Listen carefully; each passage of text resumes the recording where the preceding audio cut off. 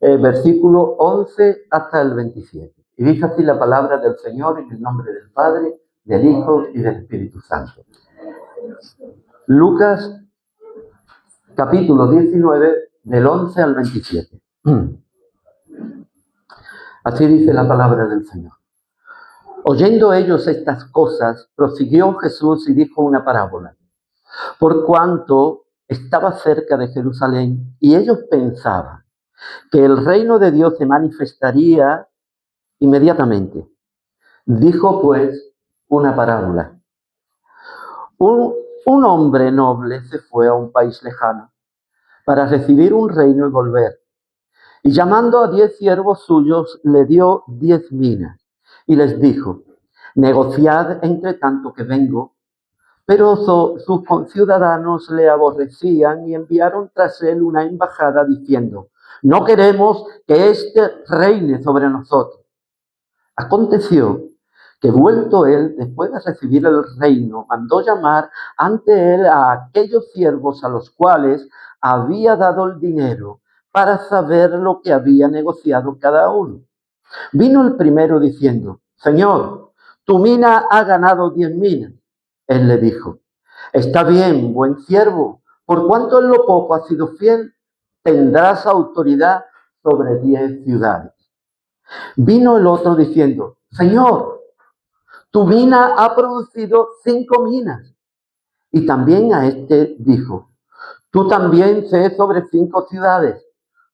Vino otro diciendo, Señor, aquí está tu mina, la cual he tenido guardada en un pañuelo porque tuve miedo de ti, por cuanto eres hombre severo, que tomas lo que no pusiste y ciegas lo que no sembraste. Entonces él le dijo, mal siervo, por tu propia boca te juzgo. Sabías que yo era hombre severo, que tomo lo que no puse y que ciego lo que no sembré. ¿Por qué, pues, no pusiste mi dinero en el banco para que al volver yo lo hubiera recibido con los intereses? Y dijo a los que estaban presentes, quitadle la mina y dadla al que tiene las 10 minas. Ellos le dijeron, Señor, tiene 10 minas. Pues yo os digo que todo aquel que tiene se le dará, mas al que no tiene, aun lo que tiene se le quitará. Y también a aquellos mis enemigos que no querían que yo reinase sobre ellos, traedlo acá y decapitadlo delante de mí. Hasta ahí la palabra del Señor. Podéis tomar asiento. La verdad que la palabra de Dios aquí no encubre nada. Es tan sencilla de entender y tan abierta, ¿verdad? Y nosotros podemos darle la interpretación y además hacer una exégesis nosotros de poder adecuar cada situación. Porque vemos que es sencillo para poderlo llevar adelante.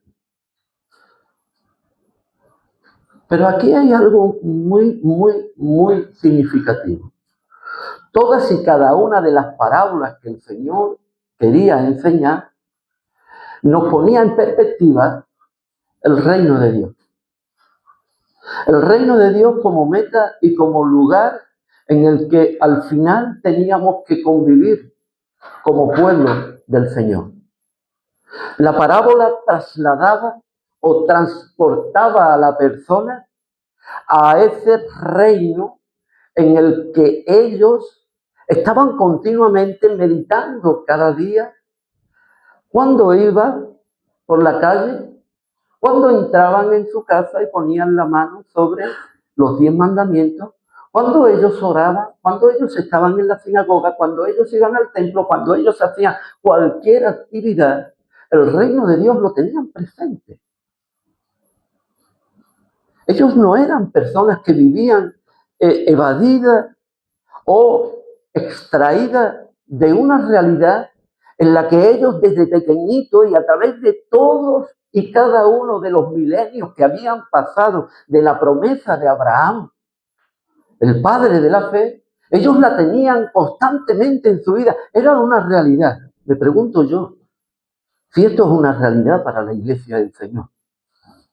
Cuando entramos, cuando salimos, cuando trabajamos, cuando vivimos, cuando estamos en nuestro hogar, cuando esta realidad del reino de Dios y la venida del Mesías.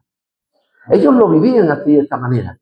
Y aquí hay un acontecimiento previo a todo esto, lo que provoca la parábola.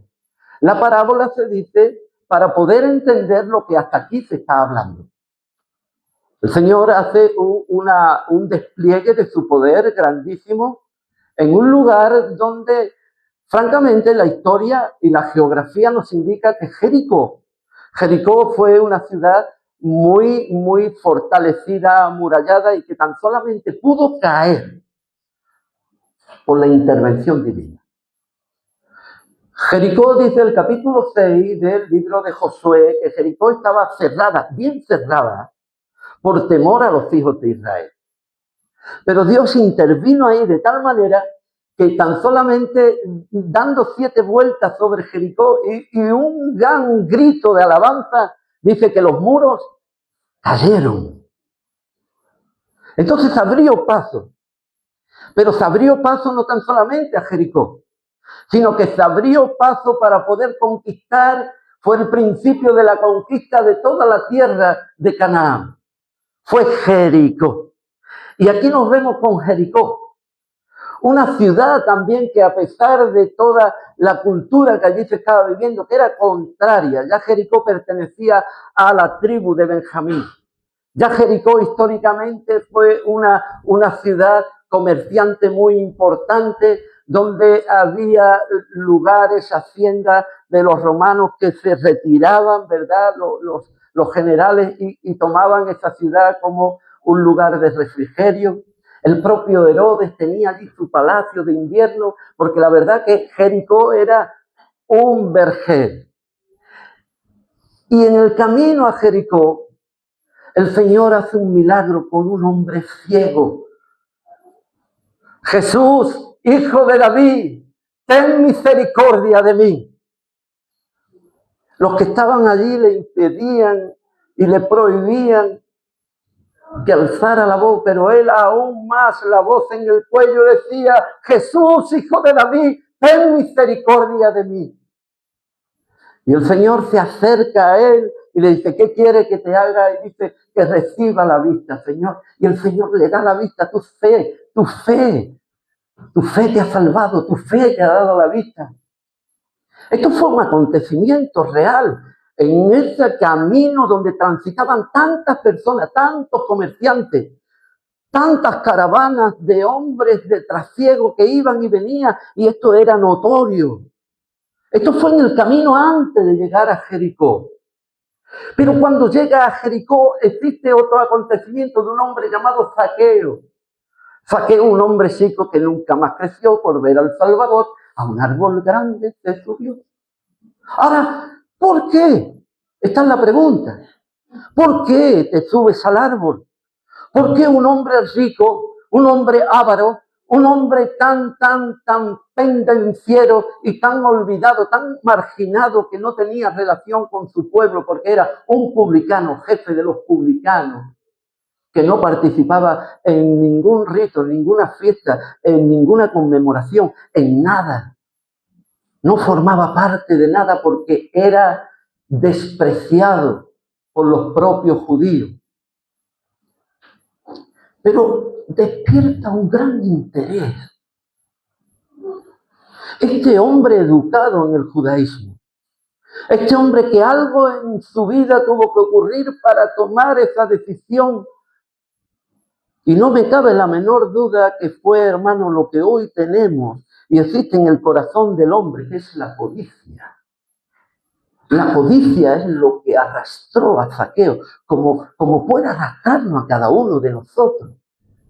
Un hombre dijo en una ocasión que en la India había recursos para todos los que formaban parte, para los millones de indios que había allí, pero no había lo suficiente para un corazón codicioso.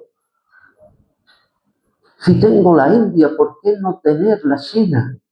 Y si tengo la China, ¿por qué no tener Europa? Y si tengo Europa, ¿por qué no tener África? ¿Y por qué no tener todo el mundo?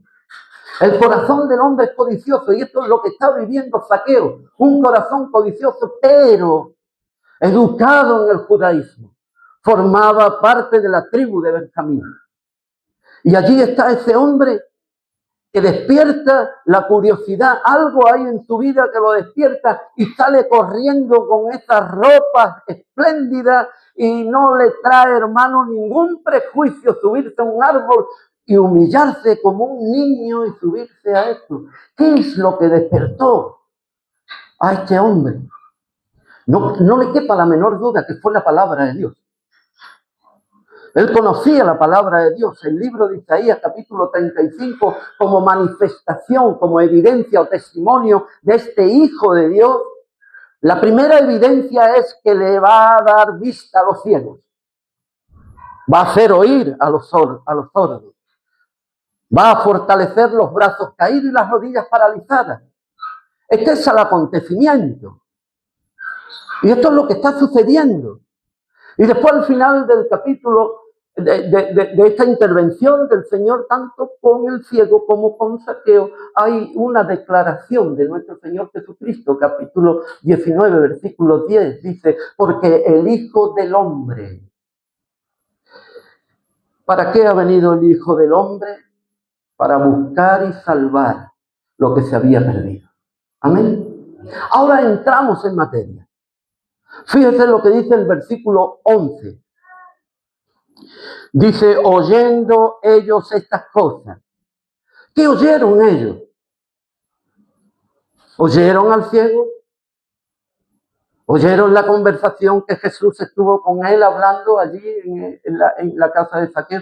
¿Oyeron el arrepentimiento y el cambio absolutamente brusco de la vida de Zaqueo? ¿Oyeron cómo un hombre pendenciero, como un hombre marginado, había cambiado toda su vida arrepintiéndose y dando todo lo que él tenía, cambiando un corazón, hermano, codicioso a un corazón dadivoso? ¿Oyeron la voz de nuestro Señor Jesucristo cuando dijo, el Hijo del Hombre vino para buscar y salvar lo que se había perdido? Todo esto es lo que estaban oyendo ellos. Esto provoca la parábola.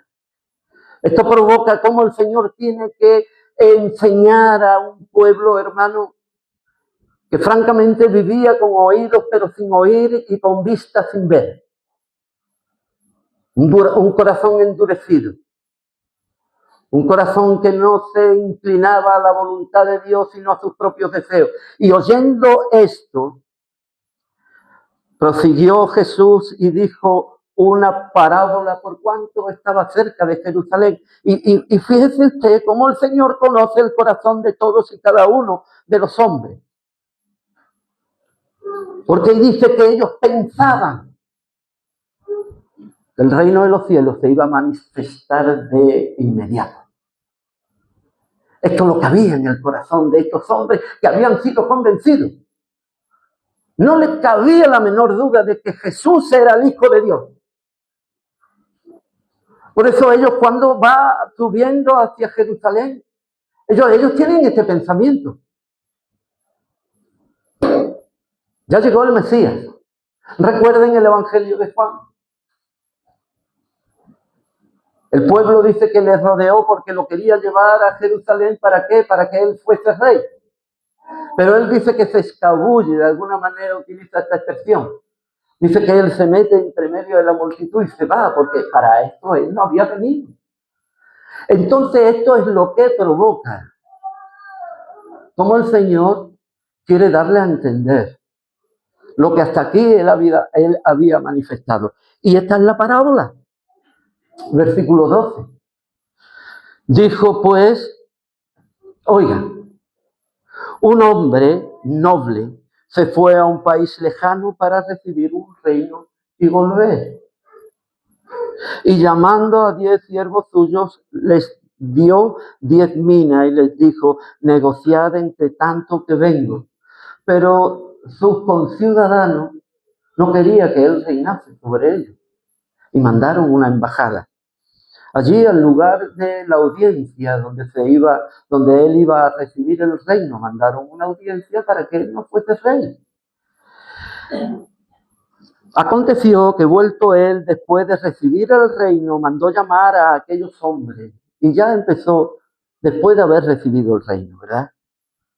Ahora, ¿de quién está hablando el Señor? Conocemos por la historia, hermano, y así rápidamente lo digo. Lo que el Señor está narrando aquí es una historia real.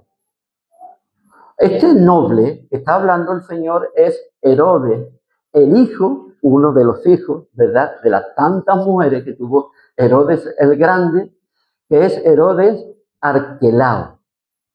Reinó sobre el año 4 después de Cristo. Este hombre tuvo gran competencia con su hermano, sobre todo, de que no querían que reinara. Pero él va a Roma para recibir de Augusto César, digamos, el reino. Al haber tanta confusión ahí, no le da el título de rey, sino lo pone de una posesión como si fuese un sátrapa, un gobernador que iba a dirigir estas provincias. Pero a la vez, tanto su hermano como una embajada de 50 hombres, esta es realidad, esto si usted quiere lo puede encontrar en la historia del pueblo judío. Vemos también que 50 hombres, una comisión, van allí delante de César diciendo, no queremos que te reine, queremos que reine su hermano, que tenía un testamento más antiguo, que lo hacía él rey. Pero Augusto César, por lo que ocurre, no le da el título de rey, pero sí le dice que lo pone como tetrarca y lo deja allí reinando. ¿De acuerdo? Para que a ver, le dice algo, es curioso porque dice el César, a ver cómo te va, y según te vaya, pues así te doy rey. Bueno, le fue que tuvo una revuelta, una de las primeras revueltas que tuvo los judíos, que murieron más de 30.000 judíos, y fue destituido. Esta es la historia. Pero la verdad es que le fue dado un reino, y llega allí, pero antes de ir, deja su patrimonio en manos de sus siervos, sus mayordomos y sus oficiales. Bueno, ahí también ocurre de que tanto el gobernador de Siria como también un general que había allí se rebelaron para coger todos los tesoros. Fue una matanza que hubo, una historia que conocían perfectamente los judíos. Pero defendieron. Estos siervos defendieron el patrimonio. Estuvieron ahí dispuestos, negociaron, no dejaron las cosas ahí paralizadas y se inmutaron ahí como si con ellos no, sino que se movieron. A uno dice que le dio, esta mina le dio 10 minas y le dijo que le iba a dar 10 ciudades. Después hay otro que le da 5, pero vemos que hay otro que la coge y la lía en un pañuelo, ¿no? En un pañuelo y la guarda ahí y no negocia. Muy bien. En primer lugar, hermanos, para entrar ya en el sermón, en la estructura, el título del sermón es el siguiente: lealtad ante el vacío de poder. Había un vacío de poder, pero el noble le dice a sus siervos, ahí tenéis las riquezas, tenéis que negociar, tenéis que luchar por ellas. ¿Amén? Este es el tema. Pero hay un vacío de poder. Y esto es de un peligro muy grande. ¿Por qué? Porque ese vacío de poder puede provocar una sublevación. Porque esto es lo que hacen.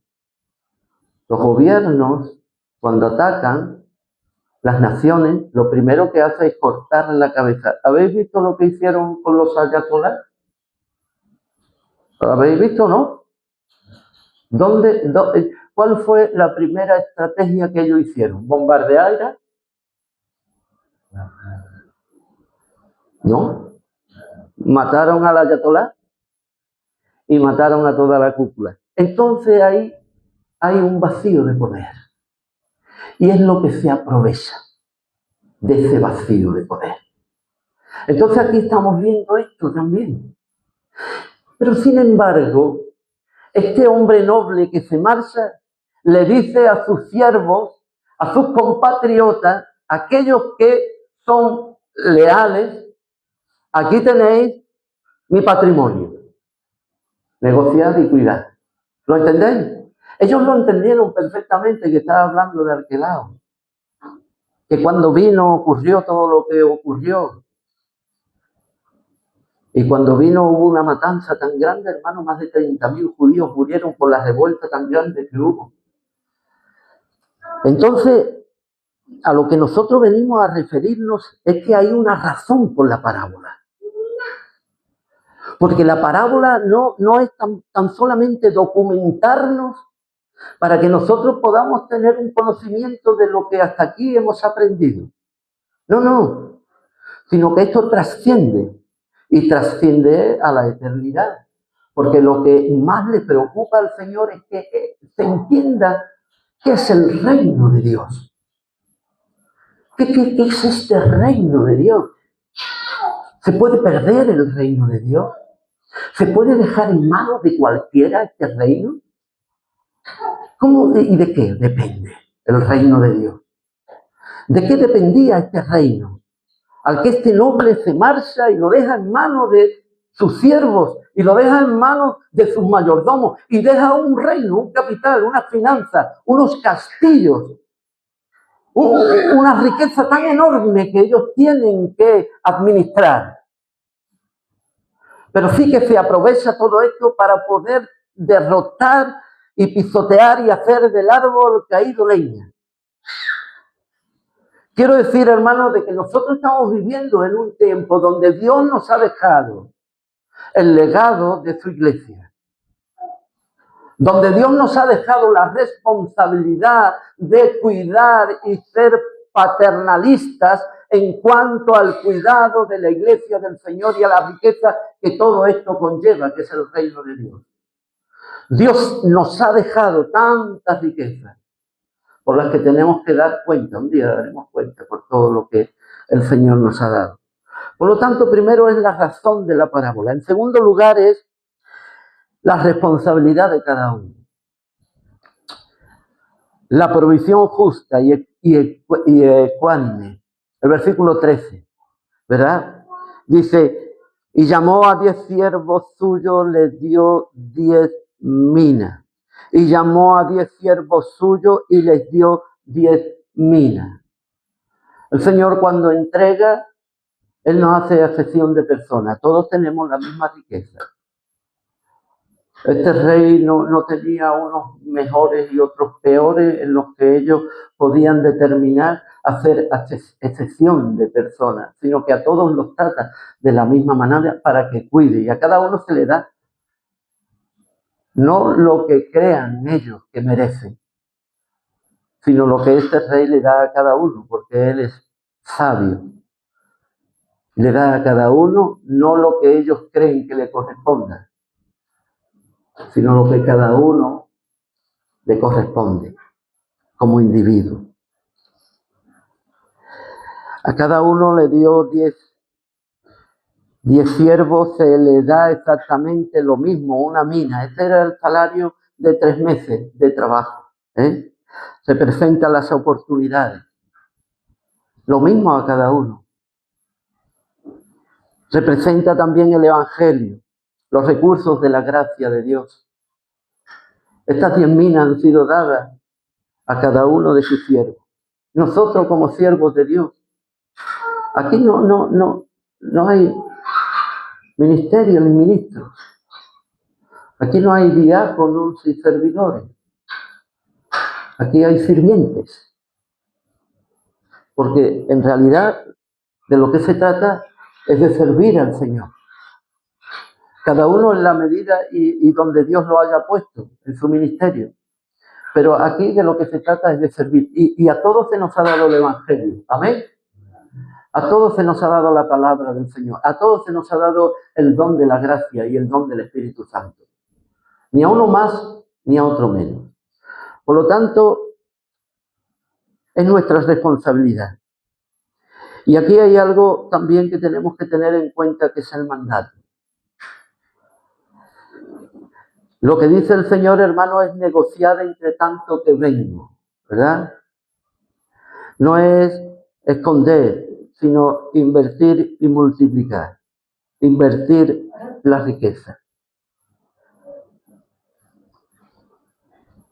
Dios no está aquí trabajando en sus vidas según el trabajo de cada uno. Porque entonces nuestra salvación sería por las obras. Él no está aquí diciendo, tú trabajaste más, tú mereces más. No. Aquí lo que está hablando es de obediencia o desobediencia.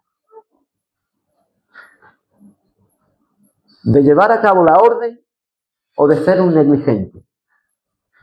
De desobedecer la orden directa de un propietario legítimamente del dinero constituía una falta grave de negligencia laboral. El que un noble, un señor, le diera una riqueza a un siervo suyo y que no la produjera riqueza, esto era una negligencia laboral y deslealtad en el derecho romano. El derecho romano, por infringir esto, lo penaba. Y además, en las costumbres de administración de Medio Oriente. La riqueza delegada a alguien de su señor tenía que ser invertida, tenía que ser negociada, no podían esconderse. Y aquí no se está juzgando si uno tiene más o si uno ha producido más o menos, sino aquí se está hablando de la obediencia o de la negligencia. Al no hacerlo demostró deslealtad en sus funciones, abandono en sus funciones, descuido al no arriesgarse a apostar por su Señor. Y evidentemente dudando si ese Señor iba a venir coronado. Y esto nos puede llevar a muchas conclusiones. ¿Será verdad? El Señor sí dice que va a venir, pero ¿será verdad? Esto es deslealtad. Esto es poner en entredicho. Y partiendo de la base, hermano, de que hay riquezas compartidas, este noble, cuando se va, todas sus riquezas, todo, lo deja en manos de sus administradores. Hermanos y hermanas,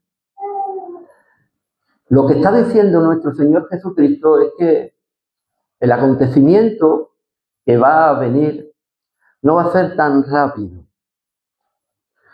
que va a haber un vacío de poder y que en ese vacío de poder debe de haber una administración. Y esa administración la ha delegado el Señor a sus siervos. Le ha dado toda su riqueza. Se ha desprendido de todo para recibir un reino y luego volver. Y es aquí, hermano, donde nosotros tenemos que centrar el objetivo de lo que Dios está pidiendo en este tiempo a su iglesia. ¿Hasta dónde estoy yo dispuesto de obedecer a la palabra de Dios? ¿Para qué? Para invertir en el reino de Dios. ¿Podríamos hacernos muchas preguntas en esta mañana? Los que formamos parte, los que somos siervos de Dios, los que servimos al Señor, ¿en qué medida estoy sirviendo? Después de haberme otorgado este Señor tantas riquezas, la vida eterna, su palabra bendita, su gracia inmerecida, su amor incondicional, y a pesar de todo lo que soy, el Señor sigue amándome, su fidelidad aún con mi infidelidad. su cuidado. ¿Hasta dónde estoy yo dispuesto de poder entregar por el Señor y poder cuidar de sus riquezas y no paralizarla y no callarme? Cada día hay oportunidades. Cada día el Señor nos abre, hermano, ese tesoro de gracia para poderlo compartir con las personas que viven desamparadas, que viven sin esperanza y sin Dios. Nos están mostrando cada día en la televisión y está provocando en nuestros corazones al odio de las personas que vienen, por ejemplo, de fuera. Un odio atroz con este y con este de aquí. Queriéndonos, hermano, invadir nuestras propias vidas y llenándolas para quitarle la razón a uno y darle la razón a otro. Y ese pensamiento extremista está llenando nuestros corazones, el corazón de esta sociedad que está siendo trasladado en medio de la iglesia. Y la iglesia se siente, hermano, a veces insensible ante las necesidades del mundo. Y está viendo a uno que va por la calle y que lo único que hace es aprovecharse de mis impuestos. Pero no está viendo a una persona que realmente lo que necesita es que conozca al Señor. A una persona que necesita igual ser ayudado. Sino que hay una política de Estado donde están confrontando unos a otros y estamos siendo víctimas de los pensamientos extremistas de uno y otro. Y el corazón de la iglesia no debe de pensar así, nunca, jamás. Piense usted por un momento dónde estaríamos después de todo lo que éramos, inmerecedores de la gracia de Dios, destituidos de la gloria de Dios, siendo arrastrados, llenos de pecado, de delitos. Éramos por naturaleza hijos de ira. Nuestro destino estaba ya firmado en el Edén. Estábamos muertos. Y Dios, por medio de su Hijo Jesucristo, con su gran misericordia, nos salvó por su gracia. Mi corazón debe de ser un corazón lleno de la riqueza de Dios, de los recursos de Dios, y moverlos. ¿Moverlos para qué? Para no dejarlo en un pañuelo metido y guardado ahí, enterrado y olvidado. Sí, soy cristiano. Pero ¿cómo demuestro yo que soy cristiano? ¿Cómo puedo yo manifestar que soy cristiano? Acoplándome a los pensamientos de este mundo, a uno y a otro, para inundar mi corazón de ideales que en alguna manera lleva razón. No voy a entrar en el razonamiento porque cada uno lleva su libertad. Pero lo que tratamos aquí en la iglesia del Señor, en la iglesia del Señor, es de poder ver el corazón de Dios. No el corazón de uno y el corazón de otro que me arrastra a ser insensible. Y cuando llega el momento de enseñar mi pañuelo, soy cristiano. Este es el sentido. El Señor estaba diciendo que la parábola fue porque ellos pensaban que el reino de Dios se iba a manifestar de inmediato. Pero el Señor dice, aún queda que sufrir, aún queda que esperar, aún queda que toda mi riqueza sea delegada en mi siervo y ellos la sepan administrar. El Señor no espera otra cosa que le obedezcamos. Nada más. Él no está aquí galardonando a nadie por todo el trabajo que ha hecho. ¡Ay, qué bueno eres! ¡Qué iglesia más grande tiene! ¡Qué de milagro! ¿Cómo predica? ¿Cómo predica? ¿Cómo arrastra? ¿Cómo? No. El Señor está diciendo, toma y no lo dejes parado. Negocia. busca la manera de mover la riqueza. Y esto es lo que el Señor nos pide a nosotros como iglesia, a no ser influenciados por las cosas de este mundo, de tal manera que podemos, hermano, caer en la inercia de ser arrastrado por el pensamiento mundano y no tener los ojos puestos en lo que hemos recibido del Señor.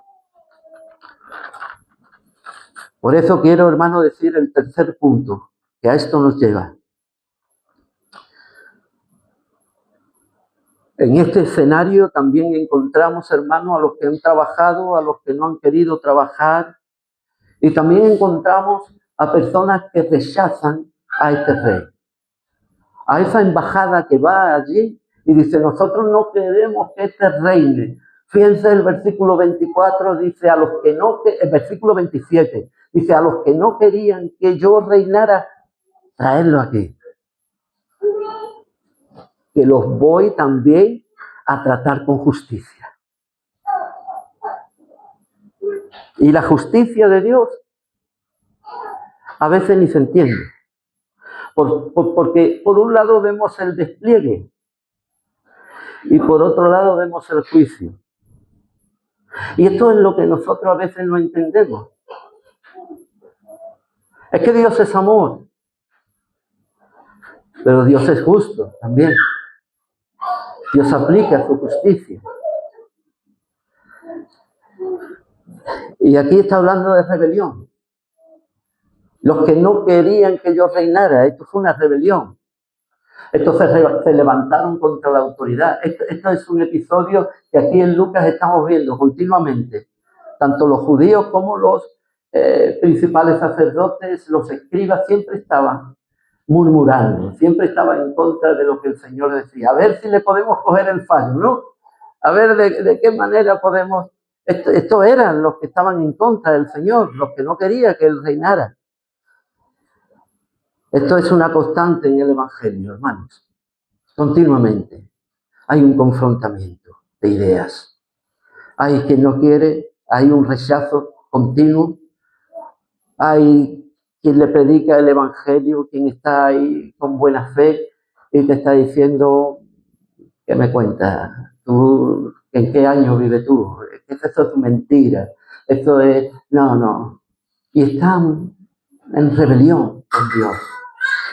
Y uno le está compartiendo el Evangelio. Y están en rebelión con Dios. No quiere saber nada. Le dan la espalda al Señor.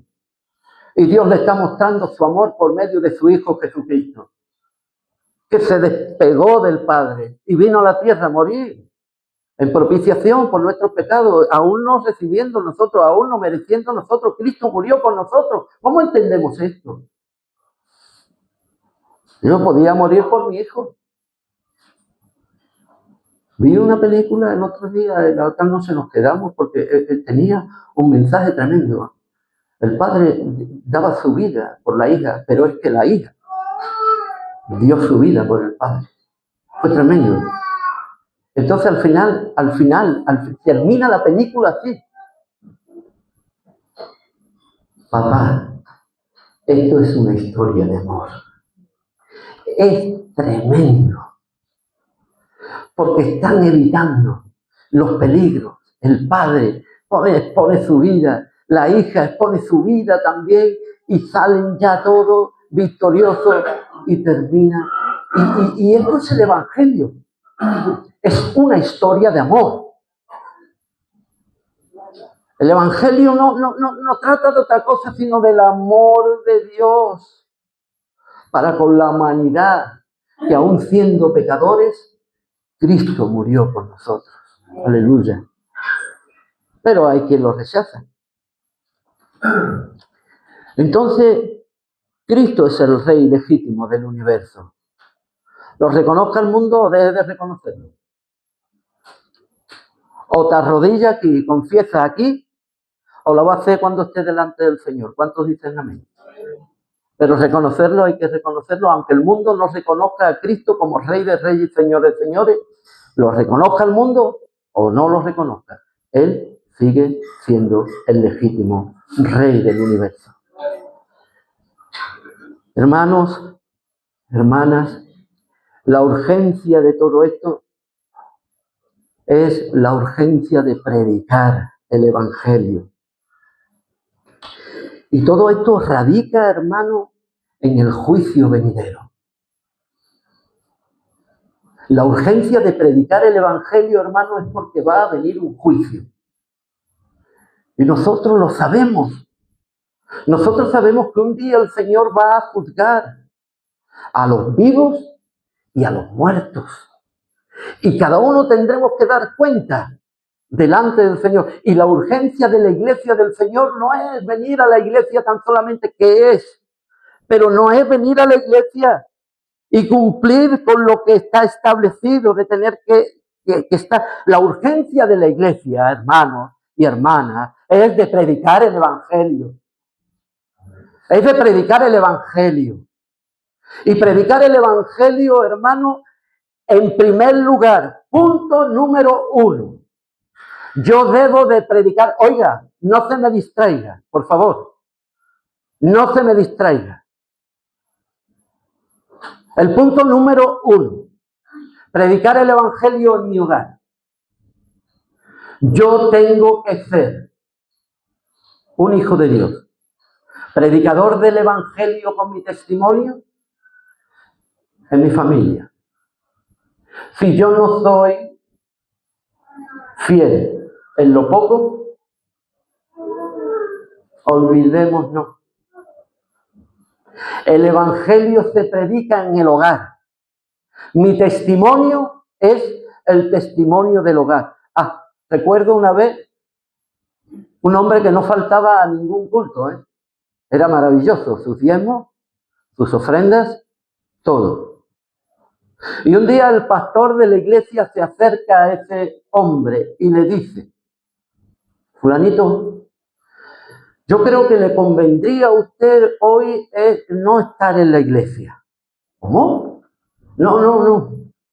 Usted váyase para su casa y esté con su esposa y sus hijos. ¿Cómo? Sí, haga usted el favor. Haga usted el favor. Obedézcame a mí como pastor, ¿no? Váyase, hoy se lo doy libre. Hoy le doy el día libre. Váyase usted para su casa.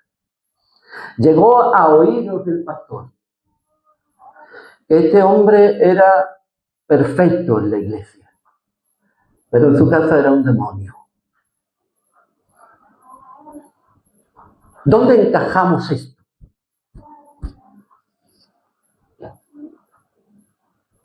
El Evangelio hay que predicarlo en la casa. Las riquezas que Dios nos ha dado, las minas que Dios nos ha dado, la administración que Dios nos ha dado, toda la gracia de Dios, el Evangelio, su palabra bendita, su Espíritu Santo, la vida eterna. Sigo. Hay que administrarla. Y hay que administrarla en el hogar, amando a los hijos, amando a la mujer, amándose cada uno a los otros, cuidando de la familia,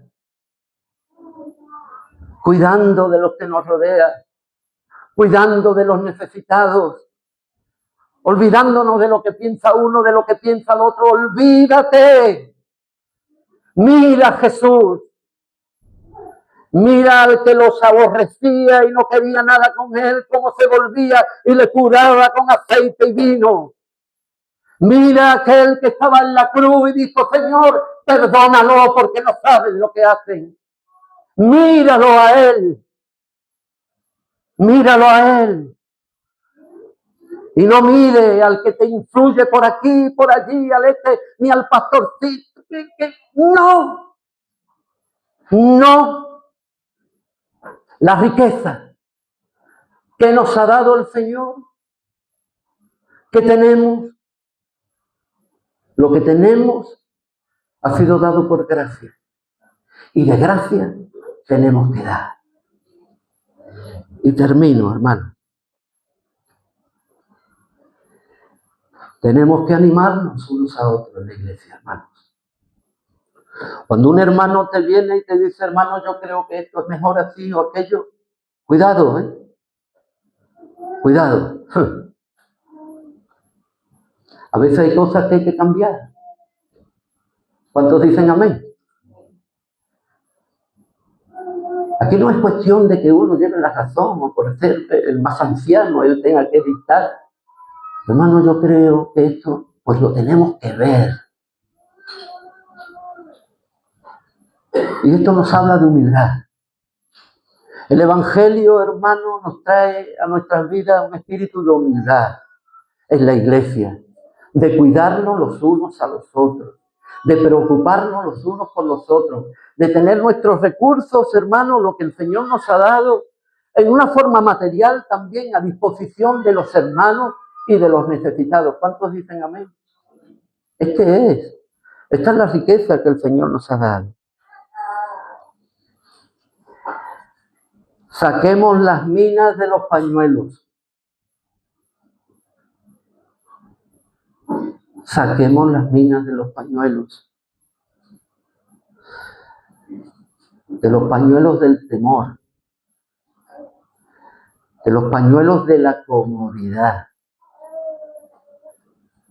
De los pañuelos de la apatía. Es tiempo de trabajar. Y es tiempo, hermano, de trabajar por el avance del reino. Porque tenemos que avanzar. Porque si no avanzamos, el enemigo va a avanzar. Porque aquí hay un conflicto. Está la luz y está la tiniebla. Está el bien y está el mal. Está la iglesia y está el infierno. Y el lugar donde el Señor nos ha puesto a la iglesia del Señor no es en el monte de Sión, ni tampoco en el monte Sinaí, no. ¿Sabéis el lugar? ¿Alguien me lo dice? ¿El lugar donde está puesto la iglesia? Sí, sé valiente, dilo. La tierra en las puertas del infierno. ¿Cómo? Sí, lo repito. La iglesia está puesta en las puertas del infierno y está luchando continuamente. ¿Para qué? Para que no avance. De esto sabe mucho el militar. O lo tenemos con nosotros. Si el ejército retrocede, ¿qué es lo que hace el enemigo? Avanza, ¿no? Nos come terreno, ¿no? Los buenos administradores son aquellos que no quieren que le tome el terreno. Y tenemos que cuidar por lo que el Señor nos ha puesto.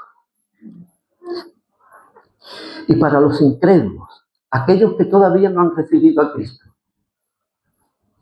La palabra del Señor dice en 2 Corintios 6:2, hoy es el tiempo aceptable.